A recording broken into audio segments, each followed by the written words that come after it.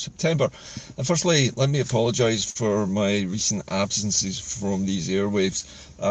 I've had a number of problems, both with my own health and with family issues, so these things have to come first. But here I am, back again with a pretty sore left shoulder, which I dislocated about a week ago, and back to work. But, you know, we have to earn a crust.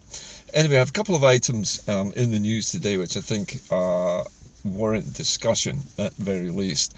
And they're mostly concerning the UK's recent, or UK government's claims recently to a major success in attracting a foreign national military ship contract. And if I remember correctly, I think this was from the Norwegian Navy. But anyway, I'm sure somebody will correct me if it's not the Norwegian Navy. However, there was an order placed for a group of frigates from memory, and it's been a while since I read the article, approximately a dozen frigates, something like 13 frigates ordered by this foreign state. Now, the British Labour government is claiming this as a major success and a reason why Scotland benefits from being in the Union with England. However, there's a bit more to this story than meets the eye, and it's worth remembering that there are already 13 frigates on order here in Scotland by the British military. The British Navy had 13 frigates on order, and that particular batch of frigates is still not finished. And that saga has been going on for about a decade. The frigates are being slowly constructed, but at nothing like the pace that you would imagine. But not only that, there is a deep-rooted problem within the British military. For decades now, particularly the Navy in the UK, has had suffered cuts, major cuts to its funding. And those cuts have involved things like reducing the number of military personnel and the number of sailors, effectively, in the United Kingdom's Navy. Now, considering the UK is an island and has now separated itself from the European Union and is, I think, probably on the boundaries of NATO now, there are a number of problems that it faces.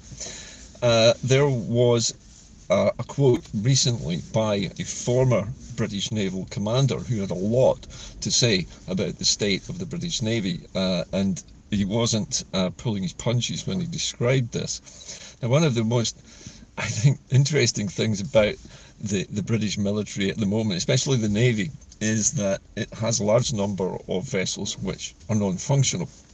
At the present moment, I believe there is one of their ships which has not moved from port for over 1,000 days. Now, we're talking 3 years sitting in port, unable to move. Don't know what's wrong with it, but it's been unable to take to sea. The much vaunted and basically Labour-ordered construction of the 2 aircraft carriers that we now have has also seen problems because these aircraft carriers need a protection. So wherever they sail, they need to be shadowed by British attack submarines, which are on the hunt for enemy submarines, or anything, in fact, which might threaten a battle fleet, including one of these massive aircraft carriers, because they're a huge, tempting target. And yet, according to this ex-United Kingdom naval commander, there are no submarines shadowing the 2 aircraft carriers which the UK has already deployed. So that's one thing. So those aircraft carriers are now uniquely vulnerable due to cuts and the fact that there appears to be no available attack submarines to guard those military assets. I mean, they're huge. I mean, they're carrying F-35, F-22. Could be either, actually. I think it's F-35 vertical landing and short takeoff jets, basically built by the United States and costing a fortune. So there's a lot of money tied up in these, and they are relatively unprotected from particularly threats from below the surface. So there was that. But the most shocking thing that I heard was the fact that he claims that our nuclear deterrent, which is a fleet of, if I remember correctly, 5 nuclear-powered submarines containing Trident missiles, Only one of them is actually in service, and it's in port at the moment. So it's not at sea. It seems to be unable to sail at the moment, and therefore the so-called constantly at sea deterrent, the one that's supposed to be undetectable, is completely detectable because it's sitting in a base somewhere in the UK's waters, doing nothing. It's not doing its constant at sea deterrence at all. So we have a nuclear deterrent which is easily spotted by satellites, is not below the surface, and the rest of the fleet's boats, the other submarines, are non-serviceable. So what the hell's going on with the British Navy? I think the answer to that is British cuts. The cuts made by the UK government to a naval force which is supposed to be there to protect us from everything from a first nuclear strike by a belligerent foreign power, and I think in the past that has always been seen as being Russia, and an aircraft carrier or a couple of aircraft carriers, massive assets with enormously expensive aircraft on board, which do not have submarine protection that they need when they are deployed on a tour somewhere. So wherever they're going, whatever mission they have, they seem to be relatively vulnerable.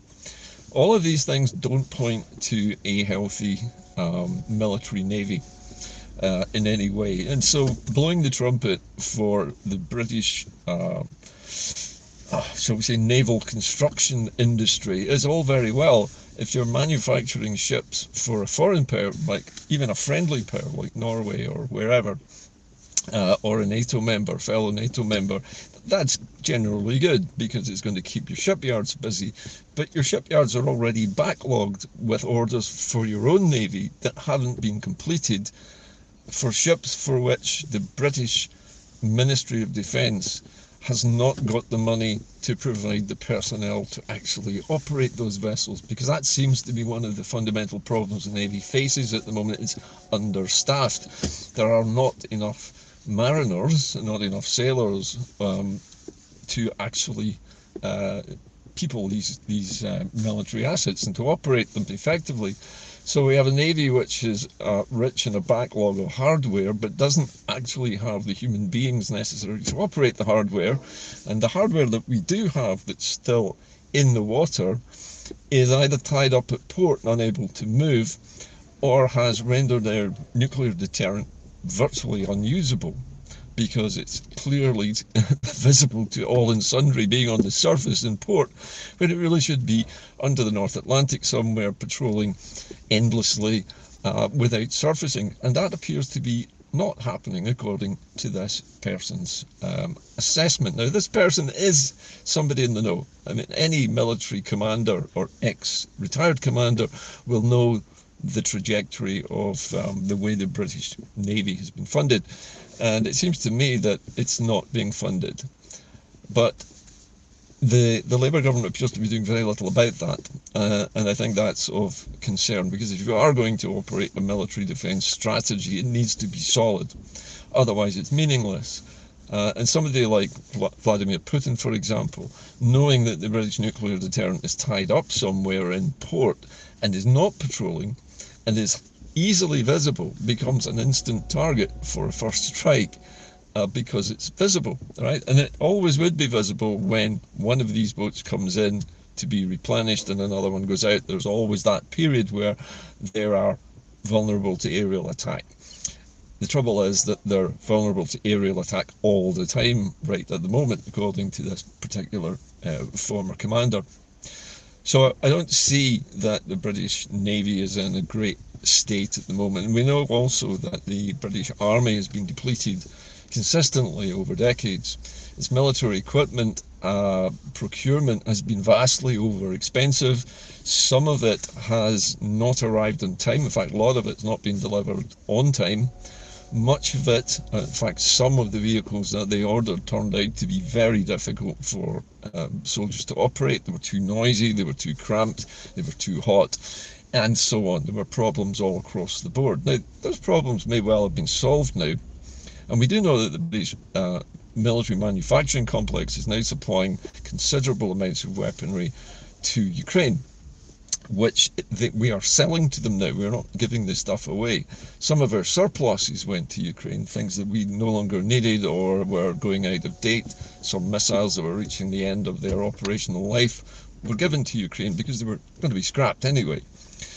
But having the ability to manufacture weapons is one thing, but having a military with personnel to operate them is something completely different. And this is something which the Labour government, with its fixation on balancing its own books, has completely ignored, along with a lot of other dimensions to the economy, which it has completely ignored in this ridiculous drive to balance its own books at all costs, regardless of the effect that has on the population, on the working economy of the UK, that's the internal economy of money, financial markets and the banking sector, and all kinds of other things that have knock-on effects.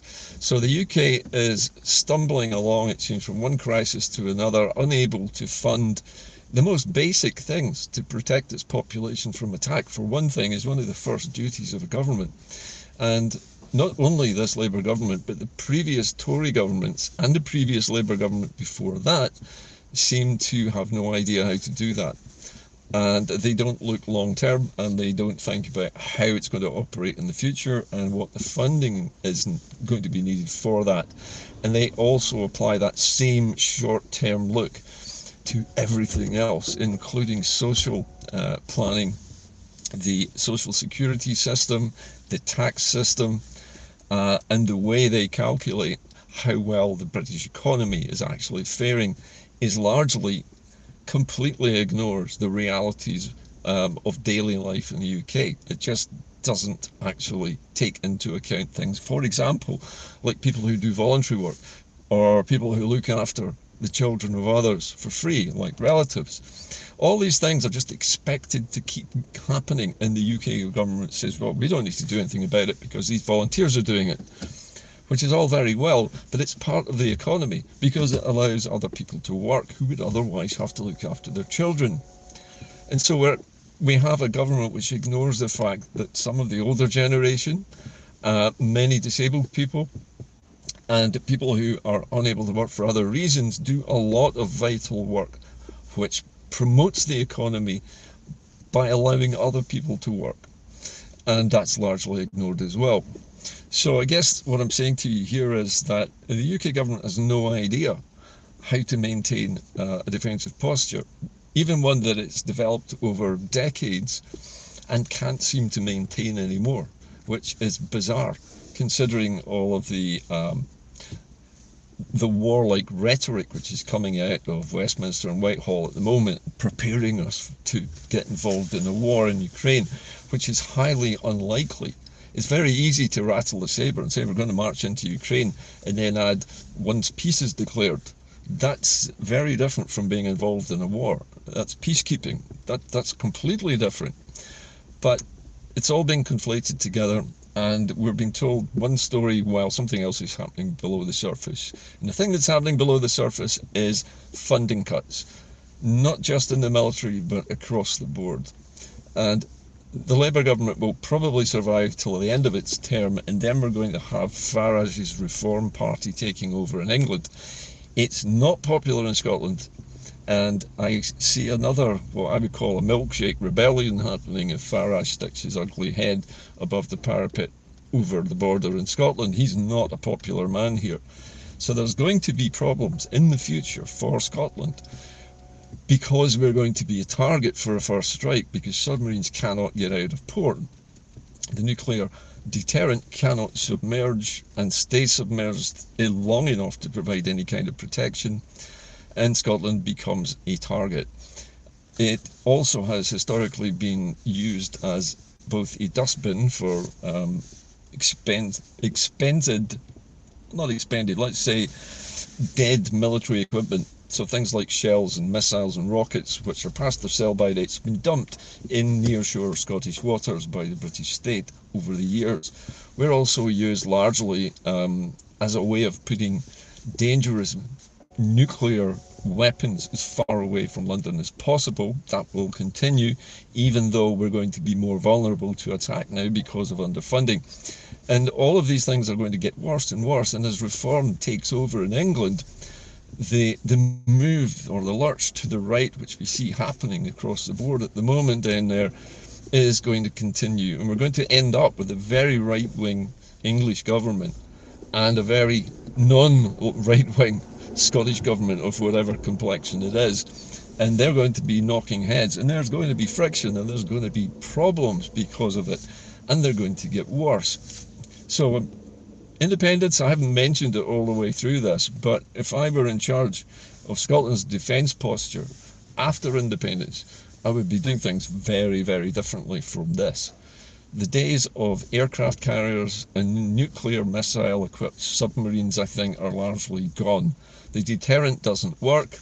The deterrent actually deterred the West from assisting Ukraine for fear of a nuclear strike from Russia, which has never ever materialized, despite the West crossing all of Putin's red lines. So nuclear deterrence doesn't work. We know it doesn't work because we've seen it doesn't work. So we need to dump it and replace our defensive arrays with something which does work, which does offer proper protection. And that's not going to happen under a British government locating all its most dangerous weapons in Scotland.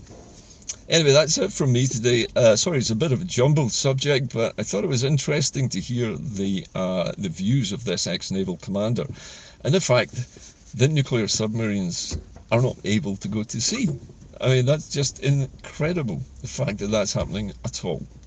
That's it from Inde-Car today. Please like, subscribe, comment, and hit the notifications bell so you'll know when I'm going live in the future. It really motivates me to make more content like this. Thanks for watching. I'll see you next time. Bye for now.